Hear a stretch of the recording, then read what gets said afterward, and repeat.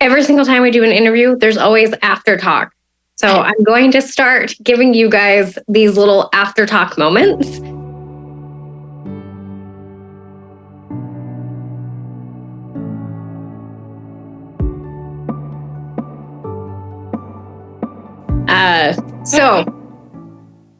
Robin wanted to clarify on what reconciliation was. So let's circle back to that from the beginning of the video. Right. And I learned this from William Paul Young, who was the author of The Shack. You may have read the book or saw the movie. Incredible teachings on forgiveness. So that would be a great resource for you. But I got to interview him on a podcast, and he was telling us his story. I'm just going to give you the very short version, but he had a crazy childhood, extreme abuse on so many levels, and so grew up learning how to fake things, how to cover up, how to mask everything. He went into his marriage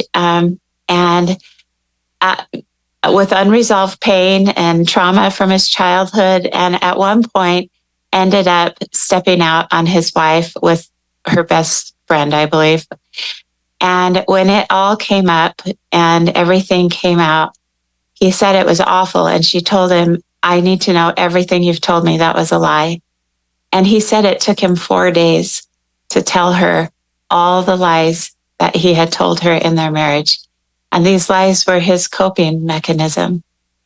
From that point, he said it took her 3 years to forgive him. There was so much to deal with, so many convoluted stories. And then he said, and it took her 11 years it took us 11 years to reconcile our relationship. So please understand that forgiveness is that letting go. It doesn't say what happened was okay, or it was right, or it doesn't matter to you anymore, or you're just going to let him off the hook. If there needs to be a court of law brought into what happened, take care of those things. But forgiveness means you are no longer going to hold on to that pain and anger and judgment. But reconciliation, that is rebuilding a relationship of trust. And that trust is earned. That trust is not given in the moment of forgiveness. That trust is built after days and weeks and months of changed behavior and changed action. And so I hope that helps you, because that helped me a lot. I can forgive someone for me, and then I can begin to work on rebuilding trust, rebuilding the relationship if it's somebody that you want to keep in your life. So please watch The Shack or read the book, and I hope that helps. That was beautiful. And that does help a lot, because I do think that it's hard to trust again after someone's hurt you so deeply. Yeah. And sometimes there's so much pressure. I know we talked about this in one of our sessions. There's so much pressure to reconcile after you forgive. And I was having a really hard time with that, with understanding the difference and differentiating the two. I kept feeling like, well, if I forgive this person, I need to trust them at the same time. Like, I thought they coincided. And what you made me realize was, no, forgiveness was for me. It was to unburden myself. It was to let go and to bring back my power and my light. And the trust piece would come over time as I could see that their actions were meeting their words and whatever needed to be done to build that trust. And hearing that story of knowing it took her 11 years, I have to be honest, that makes me feel so much better about the distrust that I've been holding on to and slowly building, because I was beating myself up, feeling like I'm a horrible person for not trusting this person again after they've apologized. They've apologized. They've tried to change. They're doing everything they can, and I am still distrusting of them. And that story is making me feel a lot better about Yes. that.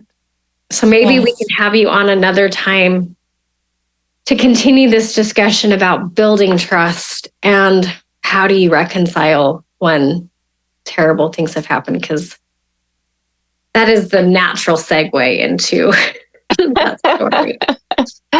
But for the sake of not keeping you for 3 hours, I did want to give you an opportunity, though, to address, because I was so fast to get off to end the video because we were taking so long.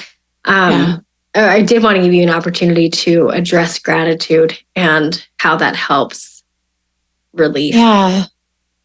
Well, and you did such a beautiful job of talking about finding gratitude and how that changes us. So you taught the principle perfectly, but something else came to mind, and maybe it's just to help someone out there.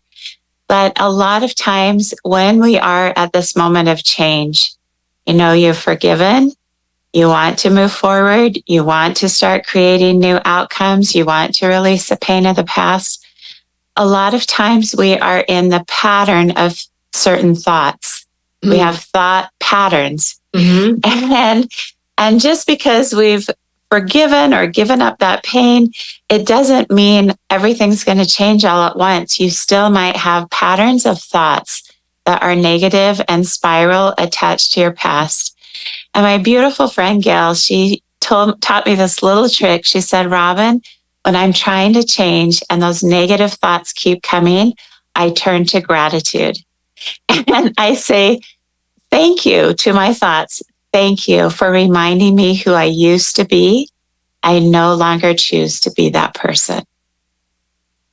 And so even if that can help one person just feel confident and moving forward, if those negative thoughts keep coming up, don't blame yourself or beat yourself up. It's not that, giving your anger to Christ didn't work. It's just there's some thought patterns that will take a minute to change. So that's it. Oh, that's so helpful. Okay. You're amazing. Seriously, we could do this forever. Like, how many more books are you writing? Like, I know you're writing this one, but we need many, many, many more from Robin. All right, everybody. I'm going to let her go because she's got a busy schedule. But I love you all.